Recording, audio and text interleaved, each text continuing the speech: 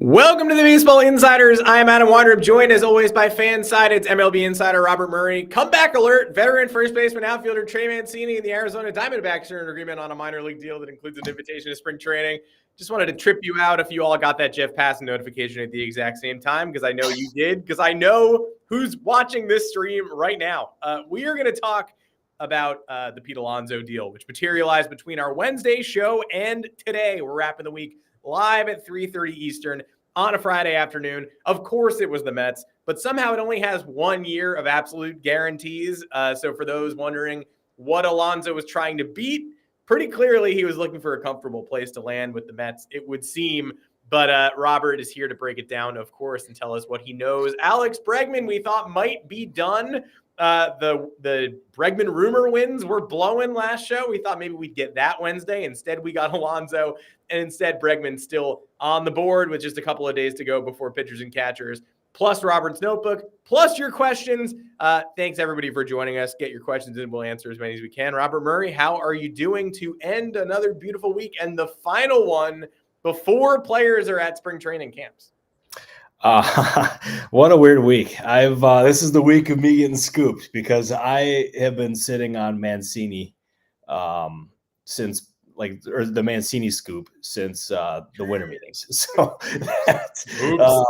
I've known that he's been coming back for a while. We're just waiting for the go text. The go text never came even after like 2 months, but I kind of trolled you. I kind of trolled you there in that open unintentionally. That was not my goal. I did not know about Mancini. No, Adam is the worst, and we'll be looking for a new co-host for Monday's show. So, but no, it's good to be here. We got lots to talk about. Pete Alonso has finally signed. Alex Bregman, well, he's still lingering on the market. Got lots of questions to answer as well. Excited to get to those. Adam, how you doing? Happy Friday. Go Birds. I am doing good. It's Go Birds weekend. Against my better judgment, I had to say it as well.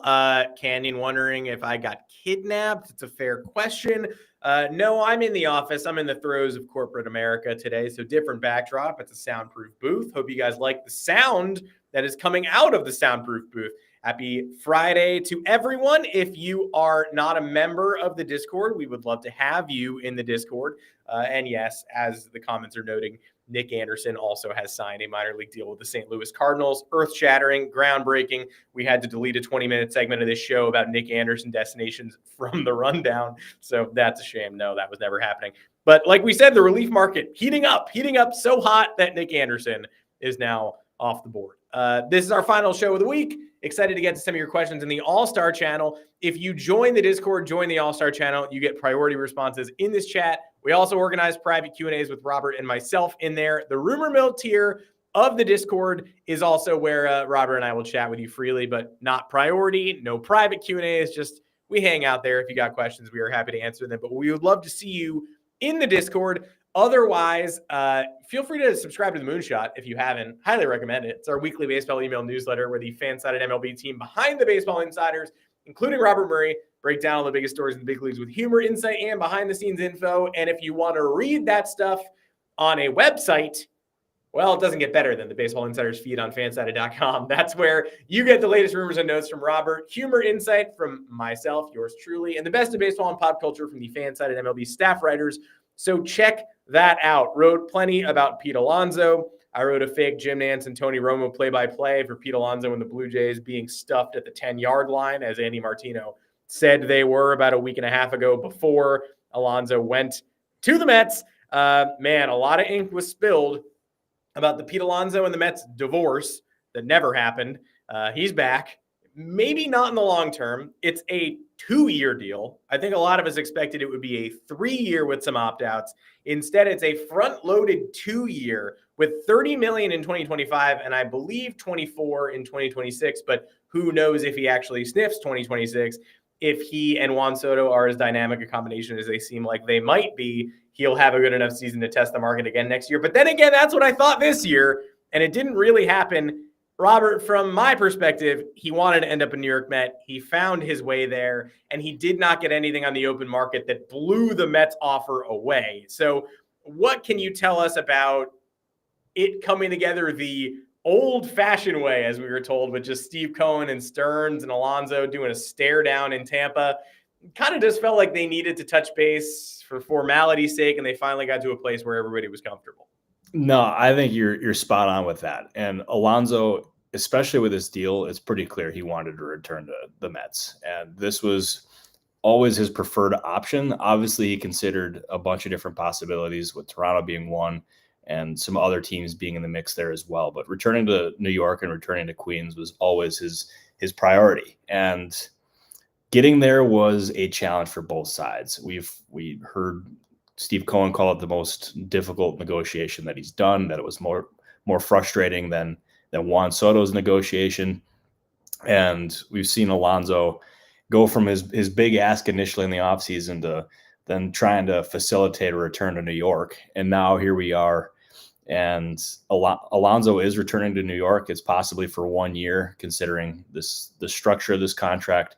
But it was something that Alonso wanted to get done. And the Mets, they wanted Alonso to return, but they were not going to go to the level or to the structure that Boris was trying to get them to. Like, that was a no-go for Cohen. He even said so. I believe it's at FanFest or whatever they call it out there in New York. But it took a while to get there, and the Mets were like, it was not just posturing like externally for them. It was, they were seriously considering moving some different options over to first base internally to facilitate, or not facilitate, but in case Alonso ended up going elsewhere. Because there was times this offseason it looked bleak, and we saw the frustration from both sides. And in the end, though, I made it clear throughout the entire offseason here, no matter how little optimism we heard regarding the talks, you should not discount the Mets, because it was clear that he loved New York and that the Mets valued him, but they were not going to overpay him. And they were pretty set in what they were willing to offer. They ultimately got it done. They still have some holes for sure that they need to plug. But that being said, a very, very good offseason here for the Mets. Hard to disagree. Getting some good feedback in the chat, good questions. For example, too much talking to start every show before Robert gets to talk. Thank you. Appreciate that. Really good feedback and questions. Yeah. And also, of course, Ryan asking if the New York Giants and San Francisco Giants ever get together for lunch, a Mike Francesa classic. Yeah, I think when Justin Verlander's in town, he probably does meet up with Dexter Lawrence. They chop it up a little bit.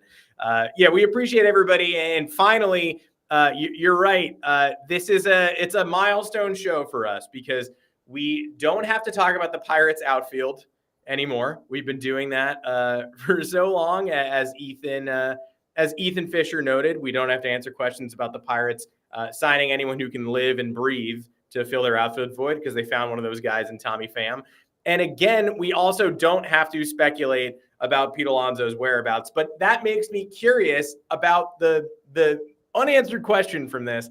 Obviously, the Blue Jays don't land Alonso. As the offseason dragged on, you mentioned the Mariners repeatedly. They never got the memo and got involved. The Cubs were a landing spot, a fit last deadline. We talked about the Cubs a little bit, but man, that never emerged. We were trying to get creative this whole time, but it kind of felt like it was just the Jays with maybe that 3-year offer that he didn't find appealing enough to ditch the Mets, and the Mets at the end. So do you have any other clarity on if anyone hopped into this race? And I mean, I could talk for another 7 minutes, see if I can get that feedback again about talking too much. But yeah, are there any other clubs you heard even sniffing around Alonso, or was it just a couple teams trying to take advantage of the Mets at the end, knowing that, hey, he probably is looking for a reason to return there?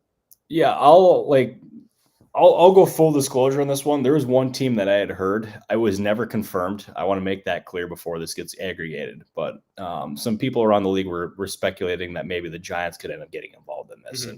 And there was times that people were saying, like, hey, yeah, like they're lurking in the background, but was never able to really get that one confirmed. But it did make sense, especially because they need a first baseman, and they've been shopping Lamont Wade Jr. this offseason.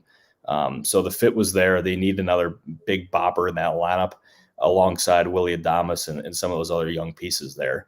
So I thought that fit made sense. But really, it kind of felt like even a more dramatic version of what Alex Bregman is looking like, or what his market is looking like. It just, there's not much there. The options were limited, but for Alonso especially, they were really limited, because if you look at it, it was Mets, Jays.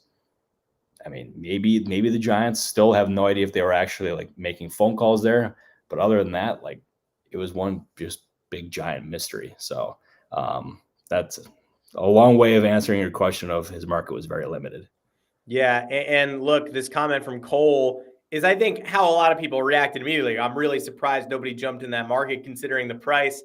I think it's a classic takes two to tango situation where, Pete Alonso looking for a reason to return to the Mets. I guess if you blew the doors off the Mets offer, you might have a shot here. But knowing what we know about MLB owners, who wants to give out the 5-year, $140 million offer when he's ultimately signing for $2 and $54? I mean, nobody. No, exactly. You're spot on with that. And also too, Yoda is dumb man. So the Angels I don't believe the Angels were used as leverage here. And at times, like they have been in the past, but I don't believe that was the case here because like for the majority of the offseason, like, yeah, we've heard that the Angels are looking at bigger names, but I never really got the sense from talking to people with the Angels that Alonso was like a real possibility or like a prime target for them. There was a report that they met with him. I still have no idea if that's true or not. Never got that confirmed, but the fact that nobody else really confirmed that story, I thought that was kind of telling. But I never got the sense the Angels were like that seriously involved with this. They were looking at some other options here, but I don't think they obviously considered Alonso, but they were not used as leverage because he was never a real serious option for them. We appreciate the question as always, of course. And we are going to transition into, while this is a milestone show, we don't have to talk about the Pirates vacancy anymore. We are done with Pete Alonso. He can go slug his hamburgers back in the stands in Queens. Unfortunately, we can't say the same about Alex Bregman. We would love to. But yes, Alex, I'm still seeking a 6 to 7 year deal. Bregman, Alex, teams are pivoting to short-term offers. Bregman, even though I'm saying I don't want them. The Cubs fans certainly believe they were closing in on Wednesday. Lisa was back, opening eyes, tweeting. I actually learned about Lisa this week. Embarrassing for me. I didn't know. Yeah, I got Robert excommunicated me from the Discord briefly, but I didn't know she existed. She seemed to be hinting at something, but nothing done as of Friday, February 7th. Ken Rosen, I mean, you just have to laugh at this point. Ken Rosenthal went on Foul Territory today and was like, the 5 teams are the Cubs, Red Sox, Tigers, Astros, and Blue Jays. It's like, oh, yeah, no, I know. The 5 teams from January and December. Yeah, well aware. But look, we're still lingering on Bregman, and the latest intel does indicate he's still looking for a deal this long. And last night, the Astros, I mean, everything is tied for the most confusing Bregman update of the offseason. But there was a report that the Astros upped their offer, but that it still wouldn't get anything done. I don't know how that's possible. Whose offer is higher than an offer that is higher than the Astros 6-year 156 right now? Are bridges just burned in Houston? What can you tell me about this insanity? No, it's been very weird. Because we've seen Dana Brown mention that like they're out, that they lost Bregman. We lost him, like Will Ferrell in that sketch. I lost him at a Bodians concert, and I just flat out lost him. Like, okay, yeah, it's bizarre. Like we saw that from Dana Brown. Then we saw that they upped their offer, but that it still wasn't going to be enough. But who's also offering Bregman the deal that he wants? Because nothing is close. Like nothing has been close. We saw the smoke from Lisa. There was even one moment where I thought, it's like, yeah, it could be. I thought it could be happening, and then all of a sudden I checked, and I basically had someone say, "What are you talking about?" That we're still a ways away here. So that was last night. I still don't believe anything has changed on that front either. So the Bregman watch remains. But if you look at it, the Cubs, like they're absolutely interested. The Tigers are interested. The Red Sox are interested. I don't know about any other teams in the race at this point. But you would think maybe it could be those 3. I'm not sure. But I mean, also the Astros in there as well. But yeah, the entire reporting and then also Dana Brown's comments on this make it very odd. And I remain very skeptical that he'll end up getting that 6 to 7 year offer that he wants, because he also wants an AAV over $28 million, which is what he ended up getting from last year. I believe John Heyman was the one who reported that. But yeah, just overall, just a very confusing free agency. And Alonso's was puzzling, but this one to me is probably the most puzzling one of the entire offseason because it just. And I also want to say this too. I'm going to follow Jeff Passan's lead on this one. The Yankees should be involved in Bregman. The fact that they have not been involved in this, they have not been mentioned with it, is maddening. I'd been thinking that all offseason, but Passan said it the other day. I believe it was with Talking Jake. Yeah, he's spot on about that. You're the New York freaking Yankees. You bid all that money for Juan Soto. You clearly have money remaining if you bid that much for Soto. So the fact that they're not even whispered with this one, kind of weird. Yeah, he owned us. You are the New York Yankees. Soft-spoken, mean, Passan mode. It was like, yeah, we get it. You're right. No, Passan's very soft-spoken, but he's very eloquent with his words. And yeah, he's frustratingly good at his job. So damn you, Jeff Passan, but we love you at the same time. He was digging for Bregman, and he got Mancini today. I want to shout out Evan Roberts for getting my reference earlier, so you do get on the screen for that. But the Bregman stuff is tied right into Arenado as well, who we did talk about on the last show. But the John Denton report last night saying the Cardinals have re-engaged the Yankees, Red Sox, and Dodgers while focusing mostly on the Red Sox in that article. Look, hey, if the Yankees are desperate to unload Stroman and the Cardinals are desperate to unload Arenado, maybe they eventually find a middle ground there. The Dodgers feels like a pipe dream, but the Red Sox are the team that makes the most sense, I guess, because of the green monster, but they prefer Bregman. And if you're trading for Nolan Arenado, if you're signing Bregman, then he's playing second base, and Devers is playing third, and Casas is playing first. Maybe you eventually trade Casas for pitching, but not yet. And it's strange, but you can fit Bregman in there at an unnatural spot. If you are trading for Nolan Arenado's contract, you have a third baseman you're displacing because Arenado is better, or you're playing Arenado at first. Are you playing Arenado at second? Are you blocking Christian Campbell with Nolan Arenado? I mean, what exactly are you doing? So yeah, the monster fits his swing, but like this comment says, I don't understand anything else about it. No, I don't understand it either. If I was a Red Sox, I would not pursue Nolan Arenado. I would not be involved in it. I would not even consider it because it feels like it's going to do more harm than good. And you're blocking some prime players. Even the thought of having to move Tristan Casas or play him less in order to put Arenado in your lineup or defensively, it makes no sense. And the Red Sox have had a puzzling offseason. It's been disappointing. Obviously, they made some good moves with getting Garrett Crochet and Walker Buehler, but they still have more to do. And if that other stuff that they do includes Arenado, that would make this offseason a failure in my eyes. I've been very straight up about it. The Red Sox should not do it.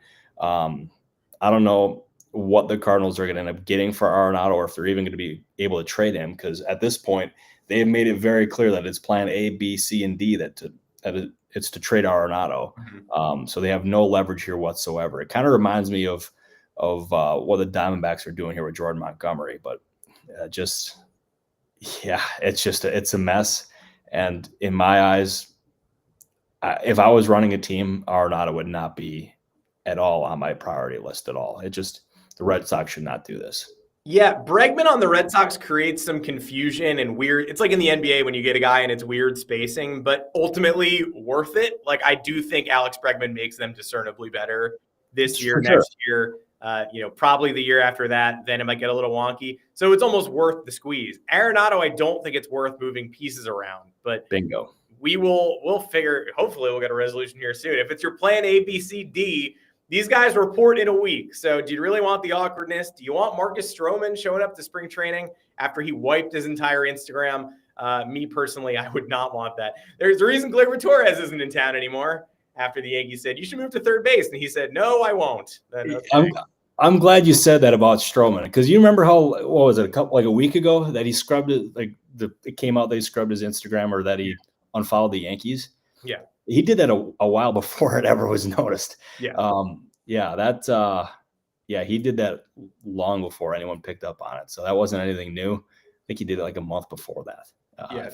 That's the old Aaron Boone. Like, look, Aaron Boone, I love you. But he did an interview after that and was like, I actually don't think that matters to me. You know what? Marcus Stroman might end up being our most important starter. And it's like, nope, disagree. I do not think he'll be your most important starter, but that's a nice sentiment.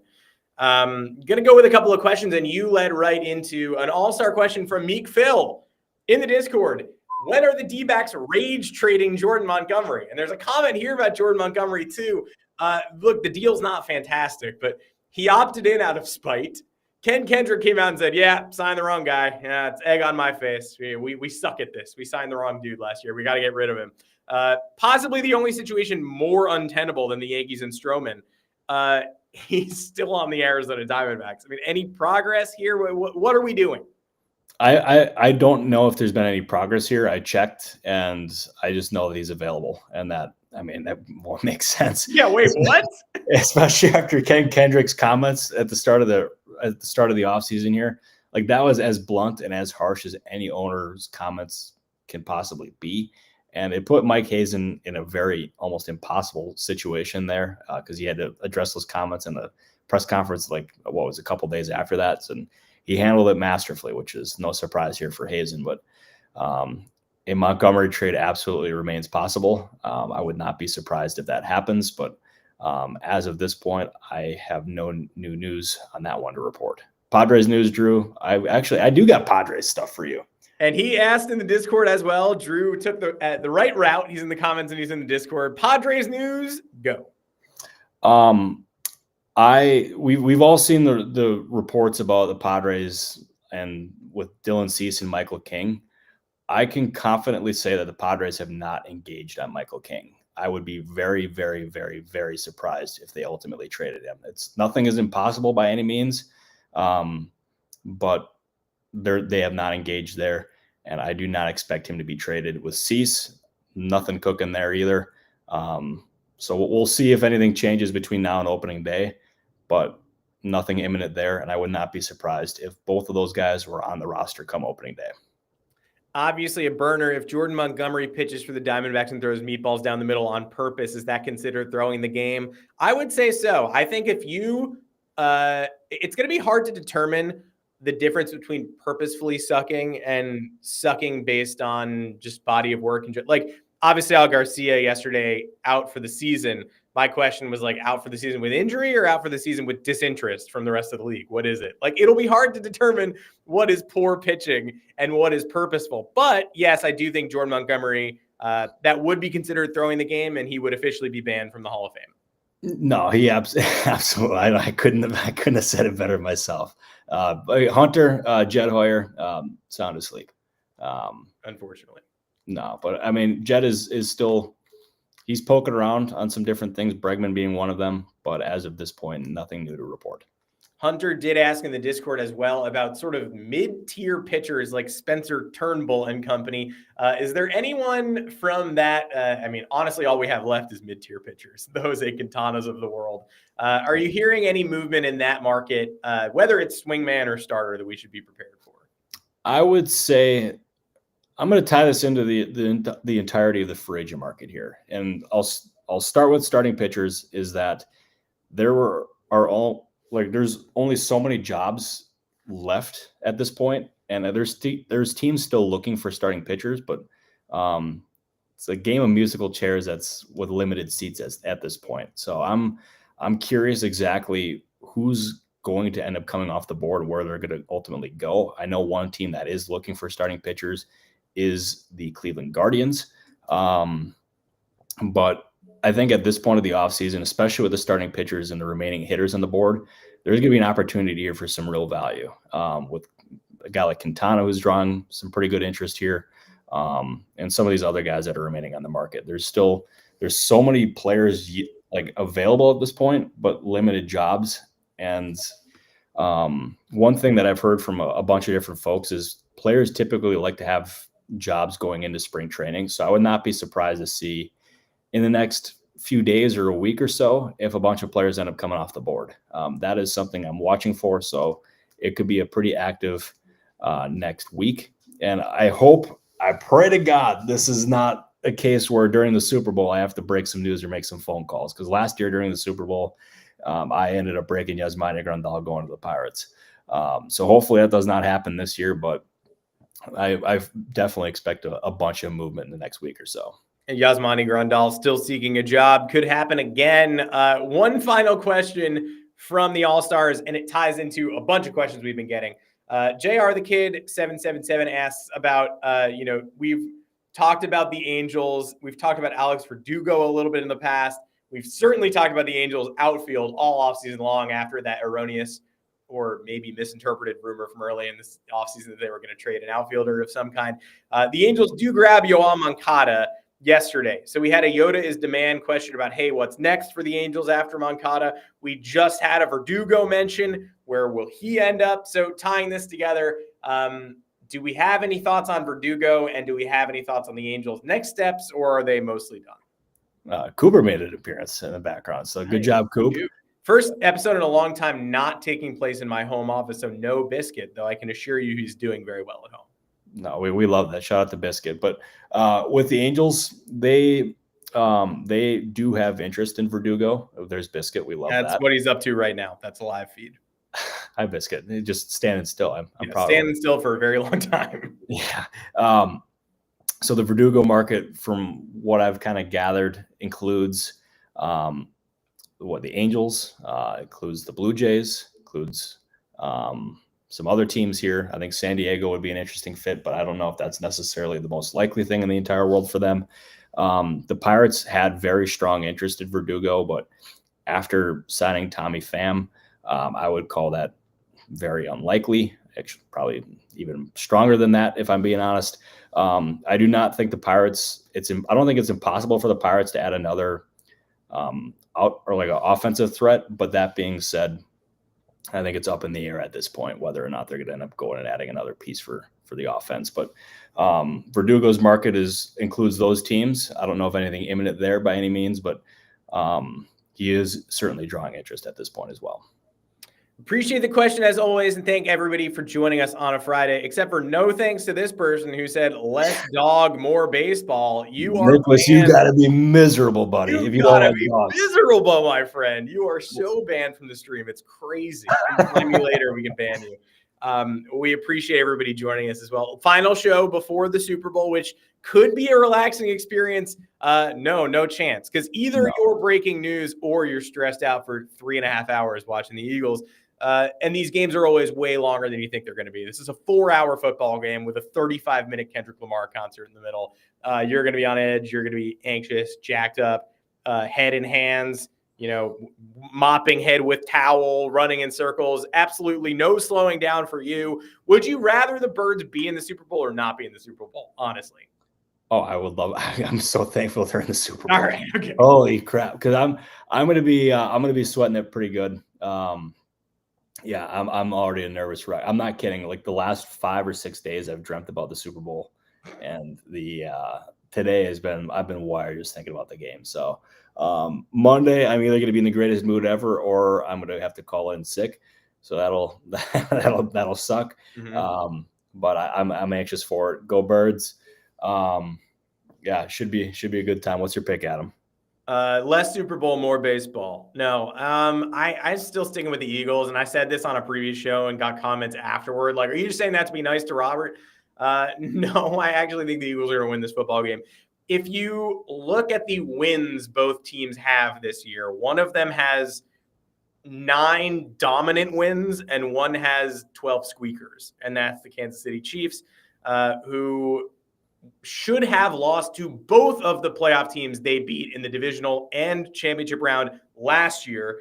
This year's Chiefs team is better than last year's Super Bowl champion. So that sounds like a pro, but I think this year's Eagles team is better than the Eagles team the Chiefs beat 2 years ago. I think this year's Eagles team is the best team the Chiefs have faced this season.